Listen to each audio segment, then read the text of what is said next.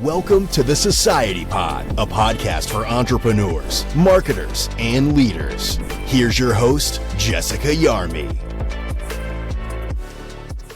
Hey there, everybody, and welcome to today's episode of the Society Pod. My guest today is a writer, a speaker, entrepreneur, marketer, thought leader, and a world-renowned concert pianist. I don't know, I probably am missing some things on that list. She has such an amazing background. I can't wait to get into this conversation today. We're going to talk about all things brand, marketing, content, writing, all of the things, probably NFTs and Web3 and AI. So you're not going to want to miss this conversation. She is the founder of the Kizuna Studio, which is an online community of entrepreneurs and business owners. And you all know I am big on supporting the entrepreneur community. So I am super fascinated to dive into this conversation. Welcome to the show, Grace Nikae. Thank you so much for having me, Jessica. I'm so excited to be here and to have this opportunity to chat with you. What did I miss in the intro? I feel like I said 7 things that you're a part of, but what did I miss? There's probably something I missed. No, I think you nailed it right on the head. I have had several career pivots in my life and have led a bit of an unusual life. So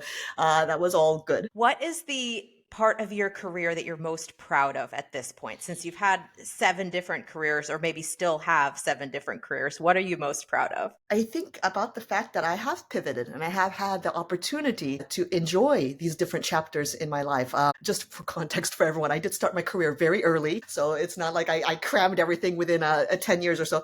I started my professional career at the age of 8 as a concert pianist, touring professionally. And so I have had many iterations over my lifetime. Give me a cheat code for someone who's out there who's maybe thinking of a pivot. When do you know it's time to pivot? Have you done that intentionally? I think there are a couple of things that are there.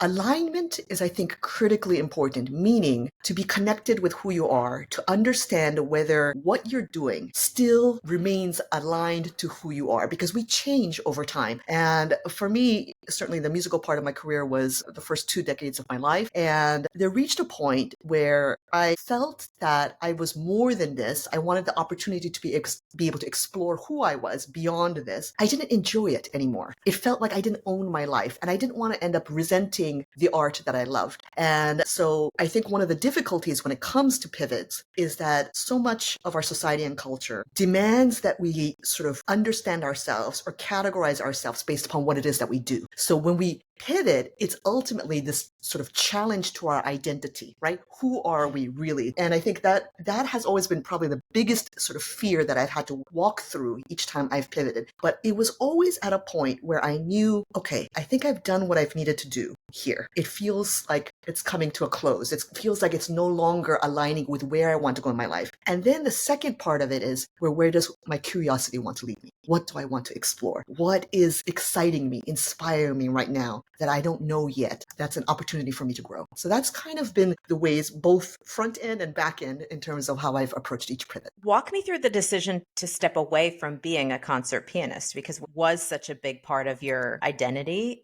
That must have been the biggest pivot of all pivots, was to... Yes, that was, to this day, that decision remains one of the greatest decisions I've ever made in my life, because, my professional career started at 8, but I started piano lessons at the age of 9 months. So I really discovered my voice at the piano through music. Music was my first love, my first voice. And I think not only was it such a huge part of my own life, but I think the way everybody perceived me was as a pianist within that context, right? Because it had defined my life. What I discovered when I made that decision was that the fear of committing to the decision, so the anticipation of the fear itself, was greater than the actual process of moving through it. So before I made that decision, of course, there was tremendous self-doubt about, well, I don't know who I am. What am I going to do after this? I didn't even know. I had no clue. I was like, this is what I've known. This is what I've always done. I've achieved this level within this career. How can I walk away from it? Right. It was all those usual questions coming in. But once I said, okay, no, I don't know what's going to come next, but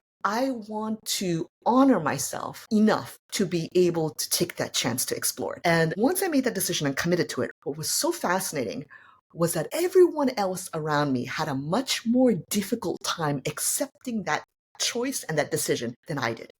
And it's because of the ways, we sort of put people into boxes and categorize. And when I challenged that, I said, hey, you know what? I'm more than this. I don't know what Yeah. that is or who I am yet, but I'm more than this. Yeah. It's a very intimidating thing, because it causes everyone else to have to look at themselves as well, right? And it also reflected to me another idea that I think has come up time and time again throughout my career, which is how easy it is to fall back into a construct of yourself that is actually not your own, but belongs to everyone else. Meaning limiting ourselves based upon the limitations of others, right? Because if they cannot see it, very often we will settle into a certain place or position in order to be able to keep that sort of status quo rather than push past it. So those two were kind of the biggest lessons I took from that decision. Yeah. The constructs of parents, of bosses, of mentors, especially when you start so early in your career, you're hitting milestones faster than a lot of other people. And so you don't fit into the construct of you're 30 now, you should be here. Your timelines were just very different. We share a commonality in having a creative brain plus a business brain. I grew up as an artist, and I have a blog post in my mind, like the Artist's Guide to Entrepreneurship. And I love I that. feel like if you were challenged to write a blog post about a musician's guide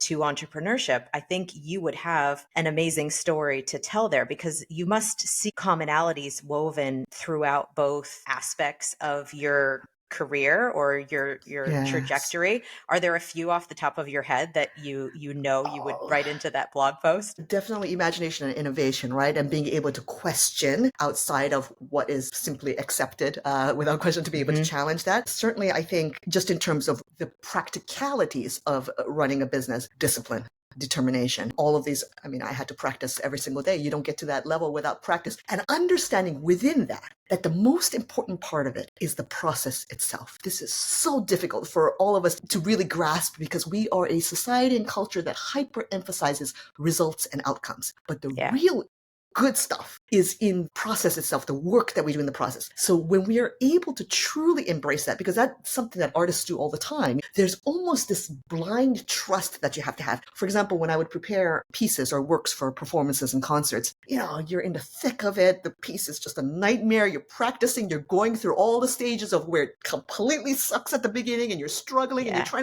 you're trying to make it your own, to build your own interpretation of it. And you have to trust that by the time the concert comes, by the time you perform it, it will be yours. It will become yours. So there's almost this kind of blind trust you have to have in yourself, and to trust the process that in doing the work on a daily basis, it will get where it is that you want to go. Yeah. And I think in today's era of fast entrepreneurship, the clickbaity entrepreneurship, the message that you hear so much is the fast, the immediate, the next week, the next month. And I totally agree that it's such a long game in both a musician's kind of career and process, and then also in an entrepreneur's career and process, and just brain space. It takes years to get to any level of success. Absolutely agree. I always tell young entrepreneurs that you cannot shortcut time. You can't shortcut the experiences and the lessons that are necessary. They are part of the journey, and especially the human element.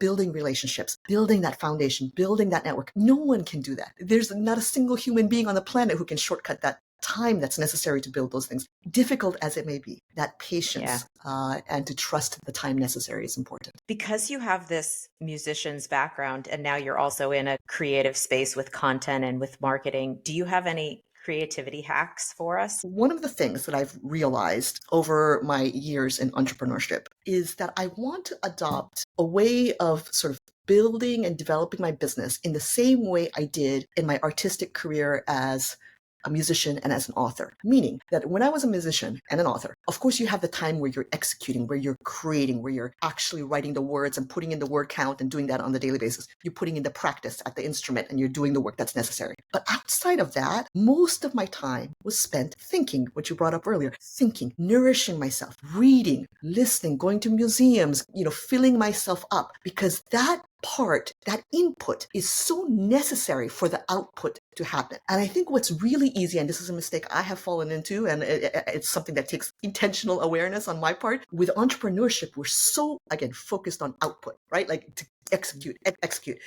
But when you don't schedule in and intentionally make that time for input, there's gonna reach a limit. You're going to hit a wall at some point because you're not continuing to grow, continuing to be inspired. And certainly the work that I do in brand and content strategy, this is creative work. It requires me being able to read stories and fiction and get sort of new synthesis of ideas kind of going in my head. It's necessary in order for me to be able to output quality, right? And to produce something interesting. So I highly encourage, entrepreneurs who are listening to this, that input, never neglect that input. It is such an important part of that equation. I find it so easy to fall into trash inputs, just scrolling endlessly. That's the other factor, yes. Especially on Twitter or X, because there's just endless amounts of clickbaity, trashy, not vitamin efficient kind of content that you're referencing. And I know you spend a lot of time on Twitter and X. So talk to me about how you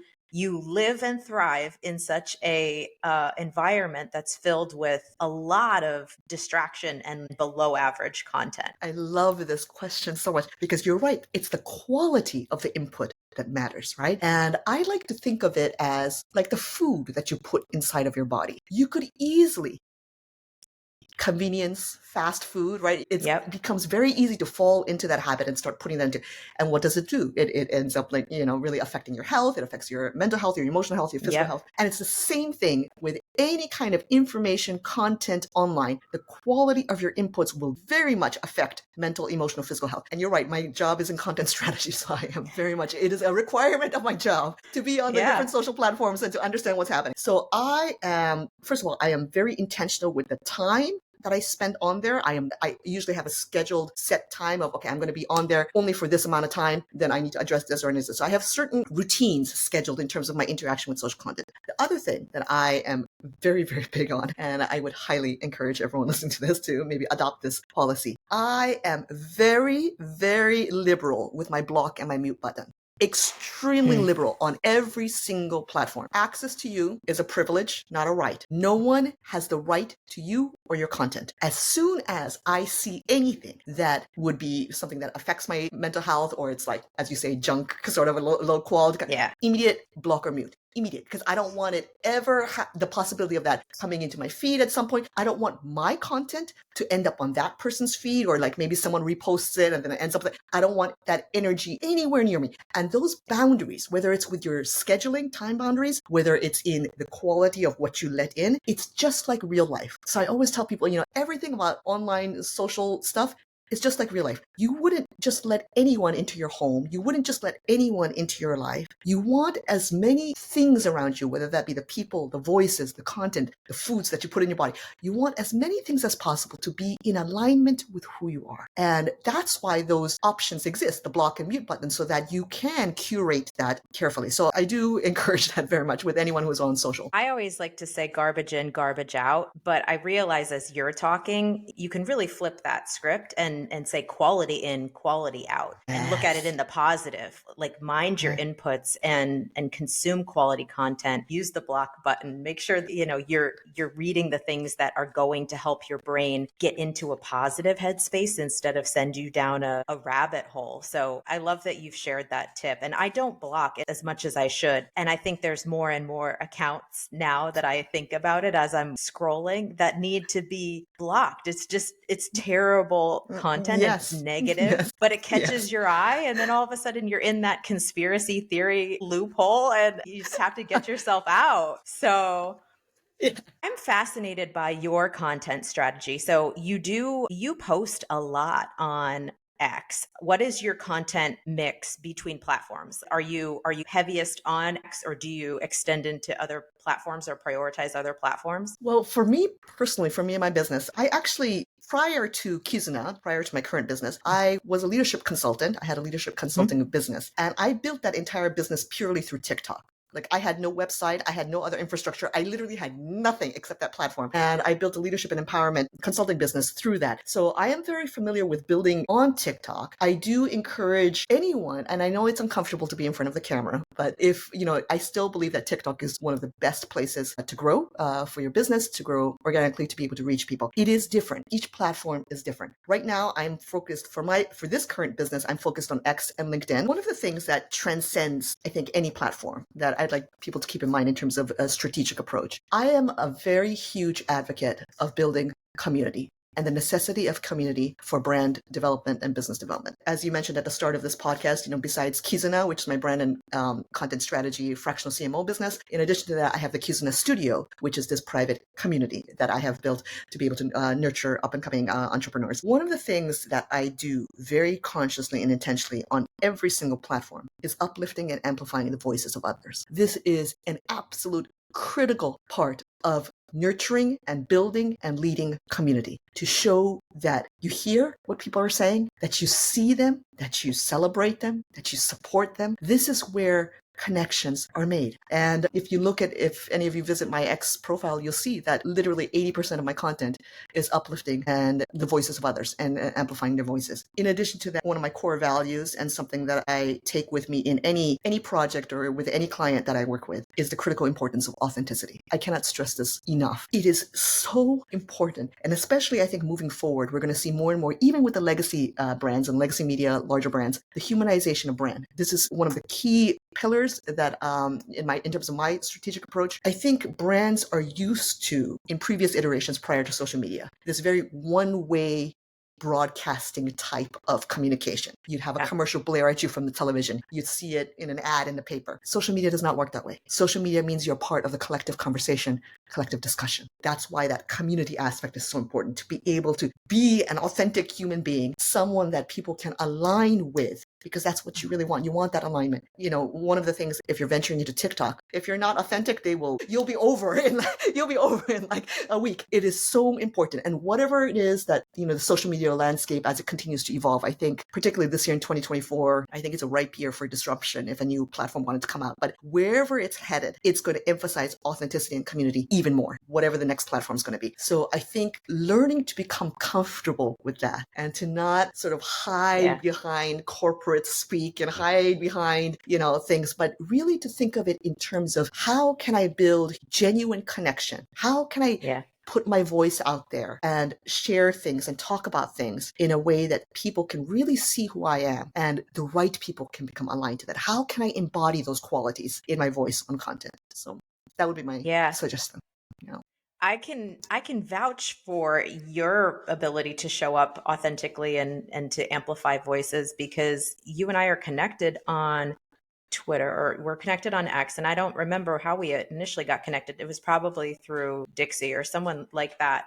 But you engage in my posts all the time, and I don't post consistently at all. And so I'm off of that platform as like a third tier social platform. I just periodically post. And then when I do, I'm like, oh, Grace. And so it's you, exactly everything you just said, you actually do. And that's really how we are even here, because you've connected with me and engaged with my content and vice versa. And I think like finds like, right? And one thing that Dixie always says in her content is find your people. And the best way to find your people is by putting yourself out there more. So where you show up authentically, you're going to naturally and energetically attract the like. So like-minded people are going to find you. I think people get obsessed with follower count, but it's really follower quality and connecting or finding those people that you share values with, you share like-mindedness with, and you could really build businesses together. You could build relationships, you could work together. There's so many different ways that you could build, but the way that you uncover those people is not Google searches. It's truly, you have to put yourself out there first, and like will attract like. Yes, exactly what you said. You have to create the vibe first, right? The vibe of what you want. You need to embody it first. So a great way, maybe an exercise that could help people listening, is if you have this vision of the kinds of people you want to be aligned with, for example, thoughtful people, intelligent people, people who have a certain kind of energy, whatever, people who are humorous, whatever qualities you're searching for, are you embodying it first? That's the question. Are you embodying those qualities? Can people tell from your content and what you put out there? Are you thoughtful? Are you courageous? Are you showing what matters to you? If growth matters to you, if moving through fear matters to you, are you showing that? Yeah. And there were certain people that I wanted to bring in my community. I wanted to be aligned with. I had to be conscious and intentional of embodying that first and creating that vibe first. Then the right people will naturally come in. Yeah. So layering on to authenticity and you being a writer, where are you landing with ChatGPT and all of the AI content that's emerging online these days? AI is, I think, useful in terms of if we think of it and employ it as a tool. Will it change a lot of jobs and the way the landscape is? Yes, it will. The key thing, I think, moving forward, there are a couple of points I want to make. Number one, being human, what I just talked about, that humanness is going to be more important than ever. As we get more and more to that point where we cannot tell the difference between AI written content, AI videos, AI image. The emphasis on authenticity, on humanness is going to be more important than ever. One of the predictions I made is that longer form writing online is going to become important because that's how you can tell, not just a short paragraph, but over long form. Is it really a human being that's behind it? The other thing, it's going to really challenge the ways in which we've approached work, the ways in which we've approached a lot of different positions, jobs within the industry. I think the critical question is going to become, can we shift our mindset to understand that, okay, if AI automates a lot of these tasks that we have been doing ourselves up until now, the key quality and criteria moving forward is, are you the kind of person that can ask the right questions, synthesize information in a way that only a human being can, critically think, strategize, imagine, right? These things that are uniquely human are going to become more important than ever. Anything that is mechanical, anything that can be automated will be automated. So we got to kind of just start thinking differently. And I think the people who are really going to be key players in the space, the leaders in the space, are going to be the ones who are able to embody those qualities. So my advice always to young people nowadays who are maybe heading off to college, trying to figure out how they want to move their career forward with so much technology advancing, I've always emphasized going to the liberal arts, study things that require interpretation, that require strategy, critical thinking. That humanistic education is going to be what's valuable moving forward. Yeah. And the ability to execute on ideas as they are generated. And I think there's a lot of brainstorm or writing or content that can come out of AI tools. Their ability to execute those things is always going to lag behind, though I know they're working on it, which is scary. But to go back to like finding your people and building your network, the ability to pick up the phone and be able to say, I know who can execute this component of what was just decided. I think those human aspects are going to be critical. And in marketing, I think it's one of the, I think marketing is the discipline that AI is impacting fastest. And I know you work with a lot of different companies. How are you seeing companies use AI well? And how are you seeing them maybe underutilize AI or incorrectly utilize AI? I think that's a good question. I think when they do it well, they don't put all their eggs into that one basket, right? That's when it's not used well, is when they start to use it for all of their content without, human oversight, or when they start to rely, because, AI is, so it again goes against the authenticity and the humanness of brand. So when it's done well, I think it helps to streamline and quicken certain processes. Right. And that's really, I think, one of the most effective ways to use it within business. However, that does have an impact. And I think that is impact. We're seeing it in the job landscape. It is impacting how and where businesses are investing their budget and how they want to utilize it, which means then, again, everyone in the workforce is going to have to rethink skill sets, rethink what they bring to the table, how they can bring their value to the table. So the worst way, I always tell anybody listening, please do not rely on AI for everything without any human insight, because that will backfire on you so fast.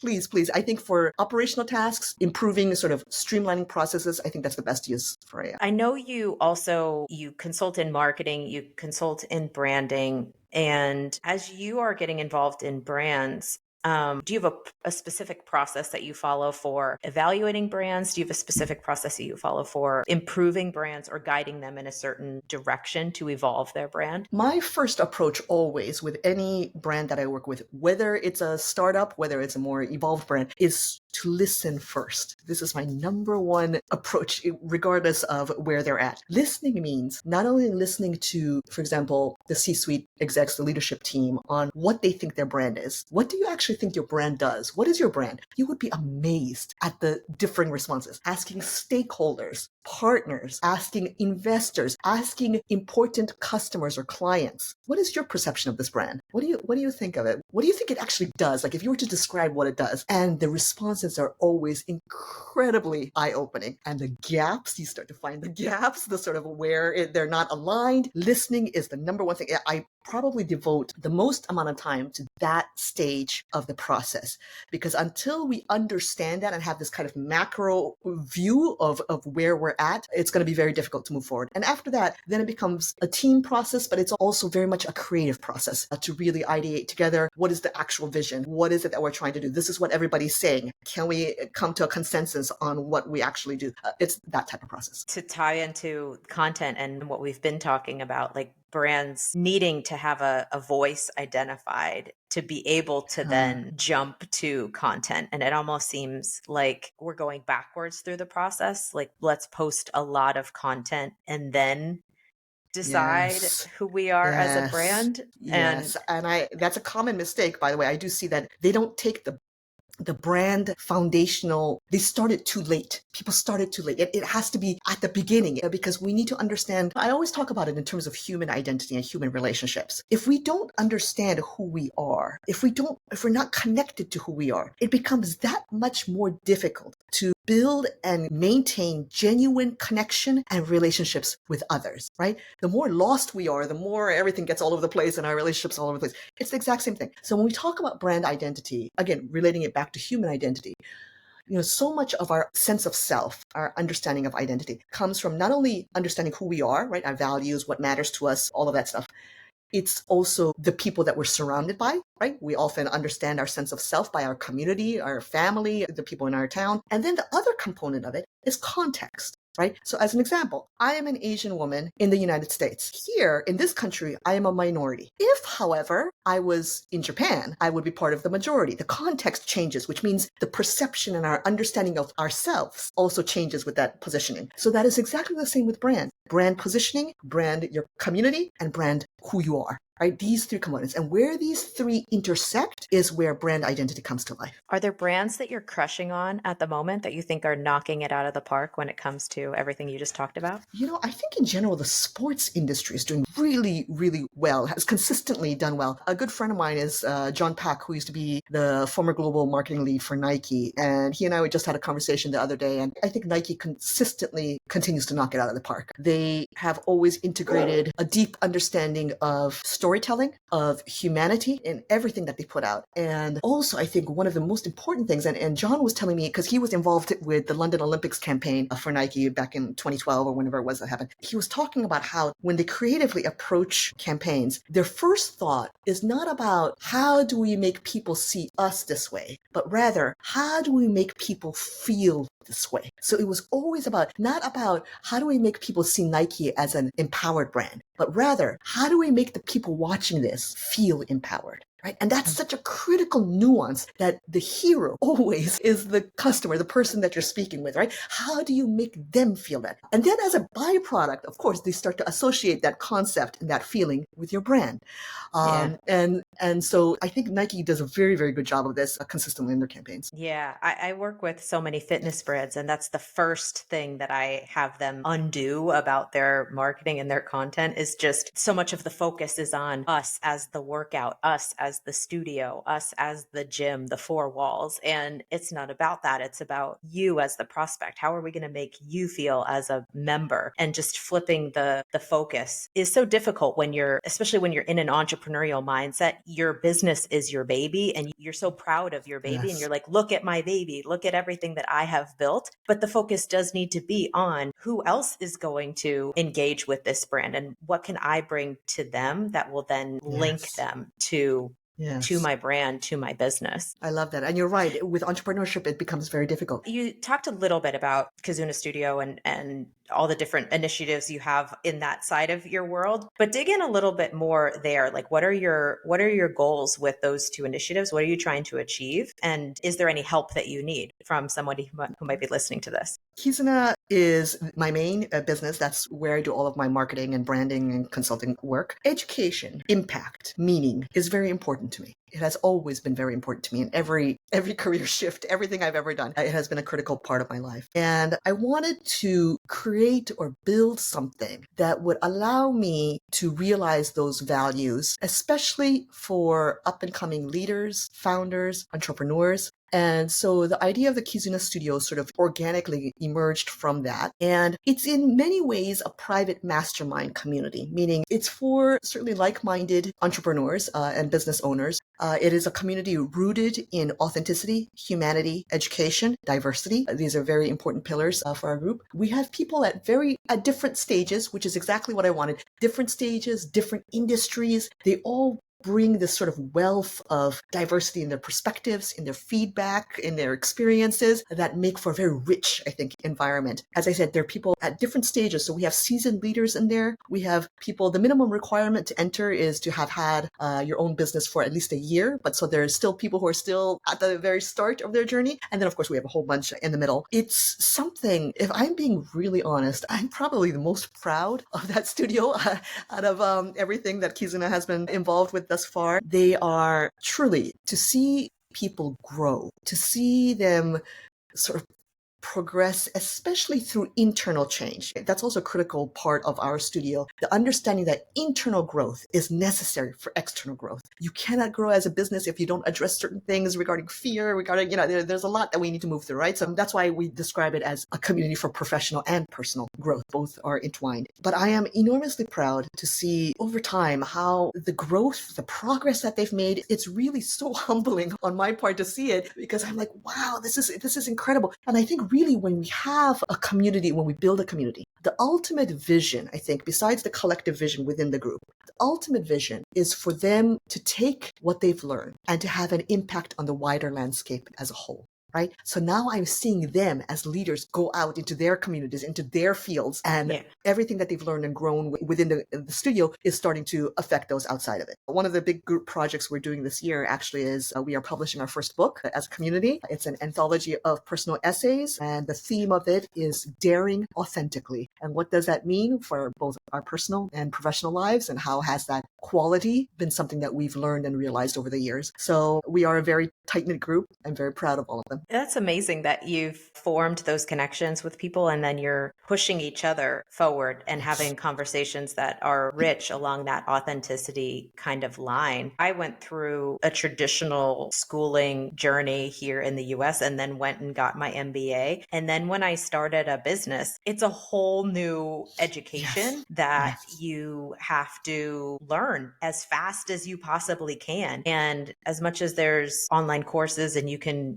Google everything, there's nothing quite like someone sitting across from you and saying, I have been there, here's what I did to work through it, and having the person to person element of it, because I think entrepreneurship is so, it hinges so much on the founder's mentality, the founder's self-awareness, the founder's values and philosophies. And so Google results are one thing, like person to person answers and guidance are a whole different thing in the entrepreneurial space. And kudos to you for kind of taking that on as a mission and bringing it all to life. And you touched upon something that I just realized is also such an important part of community, and I think why it's so necessary. Entrepreneurship is lonely. It is a very lonely journey. It's so easy to feel isolated, to become the lone wolf and think you have to do it all alone. And I think community the power and transformative nature of community is because it challenges all of that. It says, hey, you don't have to do it alone. Hey, I know exactly what it is that you're going through. I went through the same thing, or I am going through the same thing. And let's do this together, supporting one another, cheering each other on, consoling one another when something doesn't go the way that we want it to go, all of that. And that's also been, I think, we have co-working sessions and writing sessions. We have a lot of different sort of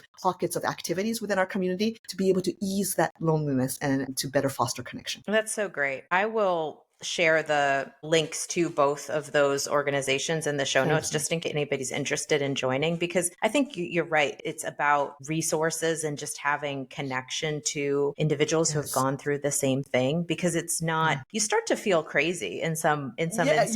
You start to feel like, what? Absolutely.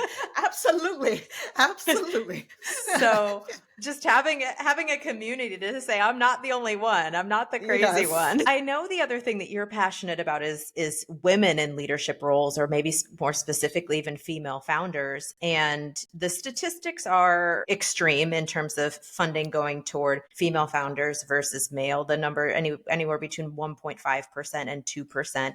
And I know you're connected to the venture capital community. And what do you see as the solve for that gap? It is such a deeply rooted societal and cultural problem, right? And we all know this. Women know this. We've been through it. We live it, all of that. We know that. There is still, and I see this myself, when I do an event, or let's say a masterclass, or even an X space or something with a male leader, the turnout is always nearly double that if I did it with a woman leader. Doesn't matter. Same sort of marketing, same kind of promotion, same kind of everything.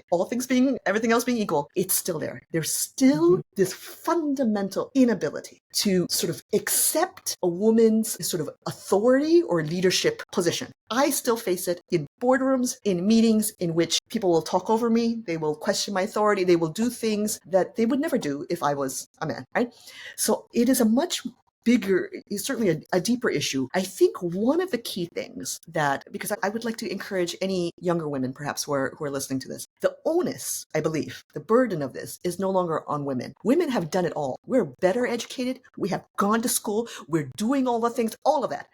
We've done all of it. The burden, the onus of this to change it falls on men. They need to educate one another, hold one another accountable. They need to shift their understanding, challenge conditioned paradigms that they may not even recognize that they hold. I have had to do this with male friends and male colleagues who are like, oh, I'm such an ally. I am like, and then International Women's Day happened last month. And all of a sudden they're all silent. And I was like, oh, I called them out. I was like, very interesting. You say that you support women, that you're all for women's equality, and yet on International Women's Day, you are deathly silent. You cannot even highlight the women in your community who are always there supporting you, who are always encouraging you. But on this day, you cannot even say anything. So it requires that sort of accountability and holding them accountable. And then those men also have to hold one another accountable in order for this to change. Women we are doing it. We have been doing it for a long time. We are all like pushing hard and doing all that. It no longer falls on us. They need to start getting their act together. I'm a believer that representation matters. And I think as women, the responsibility I feel as a woman is to pass down as many breadcrumbs as I can so that the next generation has to do less, or can do less, or starts at a better starting place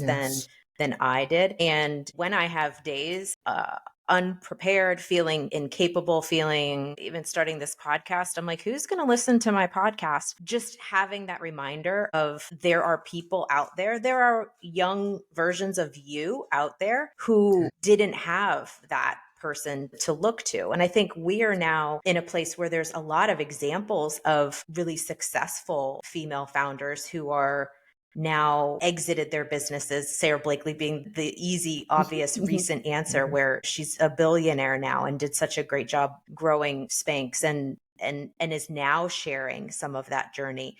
But the pieces along the way where you're in the mud, where you're at those crossroads, where you're uncertain. I think it's important to share the fact that you're uncertain. I have so many conversations with women who don't feel ready or have that imposter syndrome. And it is truly a matter of reminding yourself that you are an example for the next generation. Representation matters. And we need to show up. We need to be louder to support each other. I love that so much, Jessica. I'm really glad you brought that up. My guiding personal vision in my life, the lens with which I examine everything that I do in business, in my personal life, in every arena. I want to be the person I wished I'd had. I wished I could be the person that I didn't have when I was younger. I want to be that person for others. I think sometimes because women have had to work so hard to climb up that ladder, especially in the corporate world and to get to a certain position, sometimes we see them pull up the ladder behind them. And that comes from a scarcity mindset because you're so worried that there's so limited positions that you're worried about your own sort of survival, right? And you're worried. I this is something that deeply bothers me as not only a woman, but a woman of color. Our responsibility is to help those who are coming after us so they don't have to face the same challenges or go through the same stuff that we know was so painful to go through. And I'm really glad you brought that up. I think that's such a critical point. I love that you're talking about scarcity mindset, because I think that is the exact mindset that needs to shift on the women's side, because it is a matter of the difference of thinking about, is there one seat for a woman at the man's table, or are there endless amounts of online communities that I can connect with that are diverse communities? Because I don't strictly want to talk to women. Like, I want to talk to everyone. I want to talk to all leaders. And we can now do that more seamlessly than ever before. So to think about it through a scarcity mindset is absolutely wrong. Everyone has the opportunity to be at a table. Everyone has an opportunity to create their own table simply by having a voice online. Everyone has an opportunity to find people that they want to invite to their table. And so again, I think to tie it even back to content, the need to create content in this environment, especially as women, it has never been more important, because we need to set that example, and we need to show that here's the work that's being done. Find the others, find the people you want to sit with you. Absolutely. Oh, I love that. Your voice matters. That's the whole point of content. And if there's one macro concept to take away from it, your voice matters. Every individual voice matters. I would love to see more and more women. X is very male dominated. Please go to X and share your voice, share your thoughts and your ideas, because we need it. I would love to see it. That's so true. And I would encourage anybody who's listening, do follow Grace on X, because she's a monster on that platform. I don't exactly know how you do it all there. One thing that we like to talk about pretty consistently on this podcast is what I would refer to as a comeback season, where you were on a low and you had to kind of dig deep and get yourself out of that low. Where were you, if you can identify one or share one with us? And what were some of the things you did to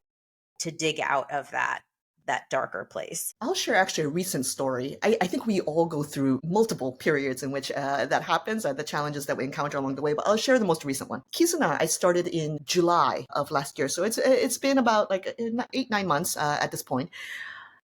The day, oh my gosh, I can't believe I'm sharing this. Okay, the day that I launched my business, which was July 1st, my partner, whom I was living with, he broke up with me. He broke up with me on the day I launched the business. It was a very messy, very painful breakup. I had to move out. I was trying to build a business at the same time. So you can imagine just all these stressors and intersecting. I'm crying. I'm on the floor of the bathroom. I'm like, trying to get my life together while trying to build this business. It was enormously challenging. And I think what was most painful at that moment is because there was a part of me that felt that perhaps he did not believe in my ability to build this business. I think there was that too, because he didn't believe in the future of our relationship. Does that mean that he didn't believe also in what I could do individually, what I was trying to do? And when I tell you, I'm the kind of person that if you tell me I can't do something, I will go out of my way to show you that I can. So I became so hyper-focused. I utilized that pain and that period in which so much grief was there, but I channeled that into the act of creation, into creating something that was truly aligned with who I am. As soon as I sort of really focused on that alignment, that it really reflects me, like not